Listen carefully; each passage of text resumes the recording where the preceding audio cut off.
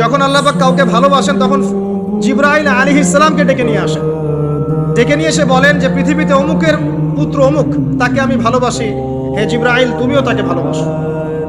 এরপর জিবরাইল আলাইহিস সালাম তাকে ভালোবাসতে থাকেন এবং অন্যান্য মালায়েকাদেরকে ডেকে জিবরাইল আলাইহিস সালাম বলেন আল্লাহ অমুককে ভালোবাসেন, আমিও তাকে ভালোবাসি, তোমরা সবাই তাকে ভালোবাসো। এরপর সমস্ত ফেরেশতারা তাকে ভালোবাসতে শুরু করে। এরপর ফেরেশতা মণ্ডলী পৃথিবীতে আসেন, এসে দুনিয়াবাসীকে উদ্দেশ্য করে বলেন যে অমুকের পুত্র অমুককে আল্লাহ ভালোবাসেন, জিবরাইল ভালোবাসে, আমরা ভালোবাসি, তোমরা সবাই তাকে ভালোবাসো। এরপর দুনিয়ার মানুষদের কাছে তার মর্যাদা বাড়িয়ে দেওয়া হয়, তার দিকে মানুষের মনকে ঘুরিয়ে দেওয়া হয় এবং তার প্রতি মানুষের ভালোবাসা সৃষ্টি করে দেওয়া হয়। আল্লাহ পাকের নূর যখন আপনার ভিতরে আসবে ইনশাআল্লাহ দেখবেন আল্লাহ রাব্বুল আলামিন আপনার হাতে তার দ্বীনের পতাকা দিবেন ইনশাআল্লাহ।